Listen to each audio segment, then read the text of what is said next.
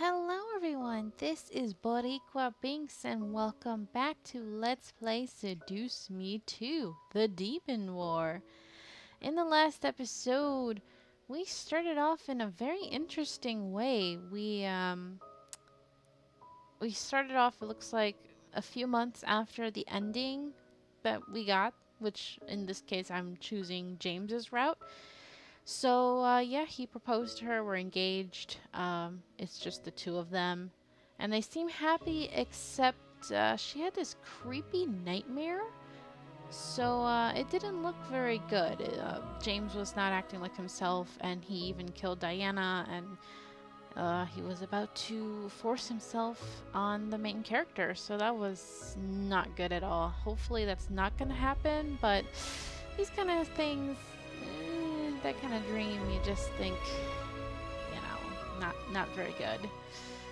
There's a high possibility it's gonna come true. Alright. Okay, so after that rough night, oddly, I felt well rested and ready for the day ahead. As I looked at James, who was still holding me, he opened his eyes slowly and smiled down at me. Good morning. Did you sleep better? I nodded, causing him to chuckle and kiss my forehead. My own lips curled up into a smile as his lips touched my skin. I hugged him tighter, burying my head in his chest. Do we have to get up? Unfortunately, we do. You have to organize more wedding arrangements, and I have to go to work. Does this girl not work? I mean, I remember she was in school and she was considering what to do with her future, and I think he ended up taking over her grandfather's company. But is she going to college or what? Do you have to? Yes, I do. Now come on, let's go. I couldn't help but whine. I wanted to stay with James in bed just a bit longer. However, since he was the CEO of the Anderson Toys Company, he had many obligations to attend to. Not even his future wife could pull him away from those duties. As James sat up, he took me up into his arms and kissed me lovingly, making a smile grow back onto my cheeks. I couldn't be annoyed for long whenever he kissed me. We went downstairs and had breakfast together before James went to work. It was always depressing whenever he left me alone in the house. Okay, wait, what? What are you doing with your life, honey? That's what I want to know. Okay, so she's still in school getting a degree. Okay, good answer. I was like, please tell me you're not just at home. Please tell me you have your own goals and ambitions. Alright. Luckily for me, all of my courses were online, so I didn't have to leave the house to get the degree I wanted. Girl, I feel you on that. A lot of my classes were online. Attending classes in pajamas was always better than having to put on regular clothes. I stretched and yawned, still slightly tired from waking up in the middle of the night. As I thought about that moment, I couldn't stop images of my nightmare flashing through my mind. Quickly, I shook my head. Nope. It was a stupid dream. No. Before that night, I had had wonderful dreams of James and I preparing the wedding and eventually seeing each other at the church. He hadn't seen my dress, despite trying to, so he'd be stunned, and I would be blushing and smiling from ear to ear. Aww. That one nightmare, however, worried me. Okay, the music doesn't mesh with this worry about the nightmare, but okay. That one nightmare, however, worried me. What if it was an omen, a sign? I wrapped my arms around myself, feeling a cold wave of nerves rush against my skin. My first instinct was to call Naomi or Suzu just to vent about it and get it out of my system. But if there was something supernatural at work, they wouldn't understand. Closing my eyes, I made a decision. I took my phone out of my pocket and dialed a number onto my phone without looking at it before bringing it up to my ear. The other line rang a couple of times before I heard a voice answer at last. Hello? Oh. Is Sam your best buddy now instead of Suzu and Naomi? Crap, I didn't know Sam was still sleeping. Sam? Is Carrie awake? Who's Carrie? Sam's girlfriend? The other boys found girlfriends? Ooh. Dude, why are you calling? Sam, you dork! Give me the phone! I know it's her! Doofus, calm down. Mine. Haha! Hello? Oh, that's kind of cute. I kind of like that. I wonder if it's a different girl depending on the guy, or if it's the same girl, Carrie, just ending up with different guys. Because if you're with Sam, she can't be with Sam. So, interesting. Oh, wife. What? How did he beat you guys to getting married? Who did... Okay, explanations are needed. I smiled. Carrie was Sam's wife. Yep, I said it. Wife.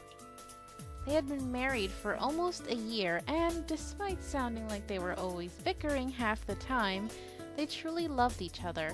Sam had met her while investigating a haunted house. She had been there as an architectural consultant, and they clicked as soon as they both left. Okay, I'm just gonna say this right now, and some of you will understand and some of you won't, but I just got the vibe of the letter right there. Oh, I got chills. Ooh. Investigating a haunted house, architectural consultant. I mean, it's a little different, but it just reminded me of the letter. Oh, jeez, no. Alright, and they clicked as soon as they both left. What was even more surprising about their relationship, however, was that Carrie knew what he was before he even confessed it to her. Apparently, she was a witch. Ooh. A person who had been granted permission to know about magic and otherworldly creatures by the angels and was gifted with both demon and holy magic. Okay. I only got to know about otherworldly creatures because I was in a relationship with one and was marrying him. Hey, Carrie, are you free right now? Huh? Well, I kinda just got out of bed, but let me check my schedule, okay? Give me a sec. I heard Carrie climb over Sam at one point, making him swear at her before he groaned in defeat at the situation. After a couple of book flips from the other line, Carrie finally cheered. I don't have anything scheduled for work today, so I'm all free. What do you need? Wedding advice? No, not that. Mind coming over? I kinda wanna ask you something. Sure thing. Sam's got work today. It'll just be me. I'll even bring some pizza and stuff so we can have a fun girls' lunch. What do you say? Sounds great. See you soon. Aw, that's cute. I'm happy for Sam. I hope all the other guys found someone special too. The phone call ended and I let out a sigh. This would be good for me. Carrie might be able to help clear things up. I decided to clean as I waited. The mansion was huge after all, and it never stopped collecting dust. Yeah, I wouldn't want to live in a mansion. That's too much work. Soon enough, however, Carrie came by with 2 pizza boxes in one hand and a large bottle of pop in the other. I couldn't help but feel my stomach gurgle at the delicious smell. She brought deep dish pizza. Yum. Oh, that's right. Doesn't this take place in Chicago? Kind of? Yeah, I believe so. Yes. Although I don't know where in Chicago there would be a mansion, except in the suburbs, maybe? We settled into my room and made my bed into our picnic area. Why? Okay. I was gonna say, you have the whole house to yourself. Why can't you just eat in the kitchen? Whatevs. Made my bed into our picnic area. We laid out a blanket, so we didn't get crumbs in the bed itself. But we liked our makeshift eating spot. So, what's going on? Are you having premarital trouble? She's cute. No, it's not about our marriage. Well, Carrie tilted her head at me, wondering what was the matter. I began to doubt myself. Should I tell her about the nightmare? Maybe it really was just a bad dream and I was overthinking it. I closed my eyes, thinking about what to say. Eventually I spoke up. I'm second guessing getting a degree. I had a nightmare last night. Why would I lie? You called her out for this reason, right? Huh? A nightmare? Was it really bad? Okay, good. The cheerful music is gone, so we can get serious. I nodded, remembering how horrified I was in the nightmare, and visibly shivering at the memory. Carrie frowned and poured me a glass of pop. Maybe I should have brought alcohol. Oh, no! It wasn't that terrible, I swear. I rubbed the back of my neck. I had to relax. It was a nightmare, nothing real. I should have been able to talk about it. I sighed and looked up at Carrie. It was about James. He was holding me in a jail cell. Wasn't at the wedding and left me at the altar. Why you gonna lie for? I'm sure there's a different pathway where something interesting might happen because I lied, but let's just be honest. Carrie stared wide-eyed at me, unsure of what to say. I continued. He looked cold and evil. Diana was there too. Diana? The succubus that tried to take the boys away? Yeah, she was in the cell next to me, but for some reason, it seemed like she was trying to protect me. Protect you? How? My mind instantly replayed the nightmare, flashing to when Diana gripped James's shoulder and tried to pull him away from me. I couldn't help my body from wincing at the memory of her being shot by his gun.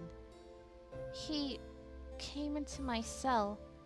He enthralled me, and Diana shouted at him to leave me alone. Then Carrie reached over and placed her hand on my shoulder, making me lower my head. It was strange to think about. Diana protecting me. Yet, I could feel the anger in her voice when James tried to approach me. She truly sounded like she had wanted to protect me. He shot her with his demon gun, and when she died, he came after me. Oh my god. I'm so sorry. It may not have been real, but my body couldn't help but quake in fear when recalling the nightmare. I shook my head and looked at Carrie, needing to know what was going on. Do you think this is an omen? This nightmare can't just be a dream. Carrie ran her hands through her hair and stared at the blanket beneath us. She bit her lower lip as she contemplated, which made me worried. You said a jail cell? Yeah, it was in a stone dungeon. Like in a medieval castle? Yeah. Carrie shook her head again and ran her hands through her hair once more before looking up at me. I don't know if this is connected with that dream, but I've heard rumors about the abyssal plains being in utter chaos. What? What do you mean? I don't know what's happening exactly, but for the past 2 years, the demon world has been emitting some really bad energy.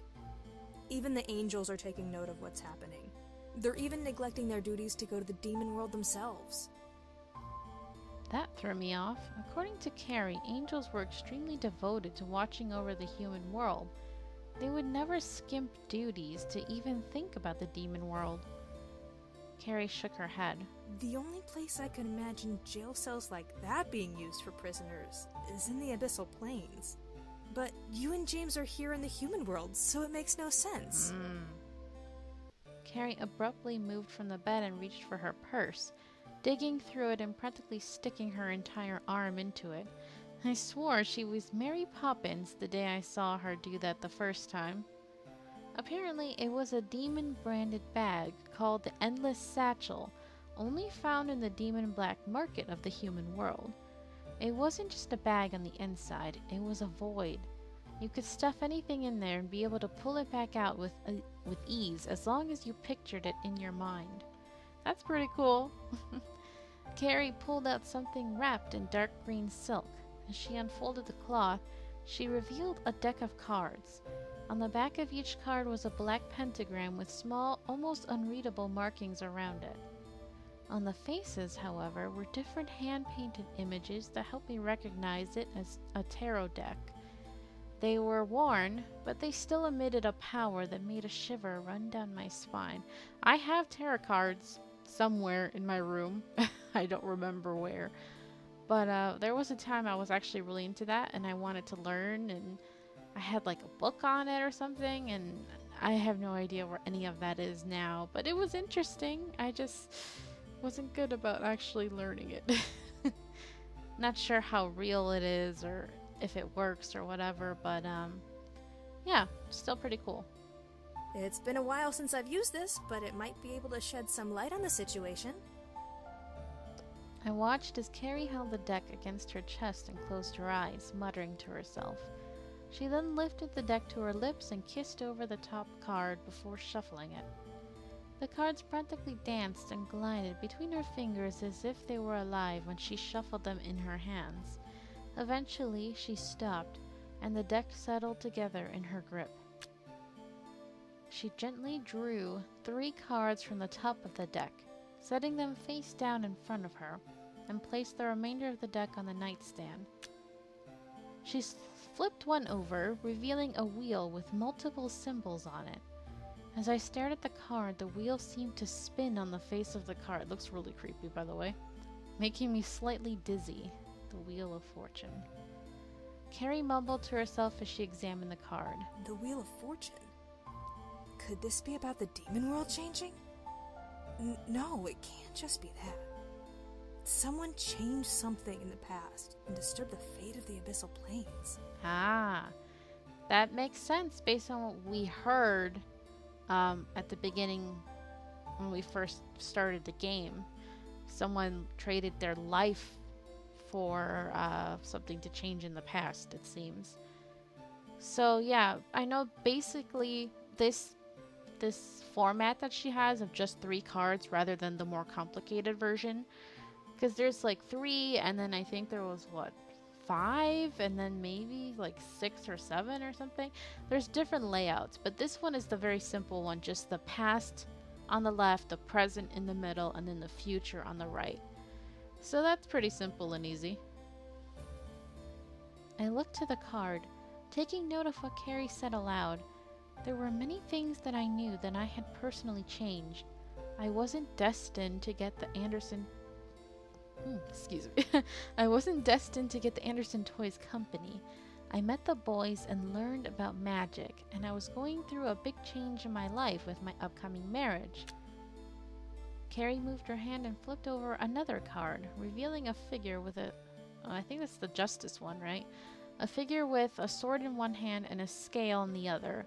Staring at the card, I swore I heard angry whispers in the air around me. It may be a judgment or justice, one of those. Justice? Yeah. What could this be about? Could the change in the past be something so big that it demands Justice's attention? My mind began to replay every choice I made in my life and fast forward. My decision to let the boys stay, to defend the boys against Malix, to stand up to Diana. Everything rolled past my thoughts. Was one of those decisions one I shouldn't have made? And this is a choice-based game, so that's pretty interesting. I didn't get to think on it long as Carrie flipped over the 3rd card. As it was revealed, both Carrie and I gasped. Please don't let it be a death card, okay? There's this big thing in a lot of TV shows and other stuff when it comes to tarot cards. They show the death card and you're like, dun dun dun, someone's gonna die. And usually that's what ends up happening or whatever, right? But in regular tarot, having a death card is not necessarily refer to someone actually dying. It could be like the end of an era or something dramatic, a big change, or it's not like necessarily a bad thing. So it's kind of a shame that they always going to use it like that. But at the same time, you kind of understand it looks creepy, and just hearing the word death is like, oh my gosh. So yeah, watch it be a death card. The King of Swords? No? But that card is not supposed to look like that. Oh, not a death card. Nice. Oh, why does that look like my man? But he looks evil? Well, James, I'm concerned, honey.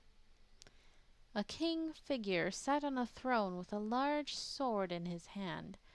as if he was ready to attack the viewer. However, the card looked like a black and gold demon I recognized. And here's the other thing.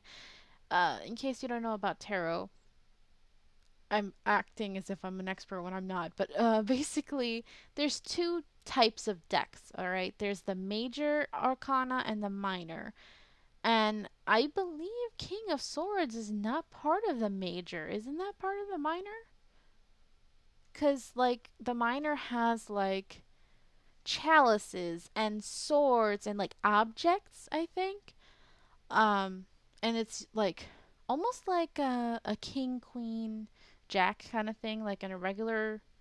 And the, oh, like, pentacles and, like, anyway, it has more, like, objects and stuff and, like, different levels. But it's kind of weird that it's here with the major arcana. I hope she mentions that. I hope I'm right. That it's not supposed to be there. James? The picture, despite being simple, was powerful enough to make a shudder run through my body at the sight. And thank you, game creators, for not making it be a death card. That's all I'm going to say. As we stared, however, the nightstand that held the remaining cards began to quake, forcing me and Carrie to look over in surprise. Oh, this is creepy. What the? The tarot cards, on their own, burst upwards and began to fly through the air frantically. The sounds of battle and war emanated from them and raged through the room. And Carrie quickly moved to shield my body with hers as she covered her ears. I covered mine as well, but that didn't stop the sounds of blood and clashing swords from digging into my senses. I could almost feel the heat and danger of the image of war that the sounds were painting against my skin. As the sounds stopped, I looked up to see the cards float down onto us, now lifeless, and all of them torn in half right down the middle. Oh my gosh. As they landed, however, I stared in shock at what I saw on each half card's face. Carrie looked up and gasped as well. Impossible. What the? Whoa, whoa. That's clearly a heart broken in half and like a little bird cage, and that's clearly James. It says the Lovers. Oh, I think there is a card called the Lovers, by the way. I think. Oh, and that's her, isn't it? It looks like she's crying green blood. Ooh. That's creepy. On half of the cards, I saw a girl that had my hairstyle with a stream of tears running down her face, reaching out towards the torn edge. On the other half, I saw a weeping boy with James' demon horns and a crown on his head. He was reaching back toward the tear that divided him from the other half of the card where the girl was. My heart practically stopped. Was this really happening? I couldn't believe my own eyes as I stared at the cards in front of me.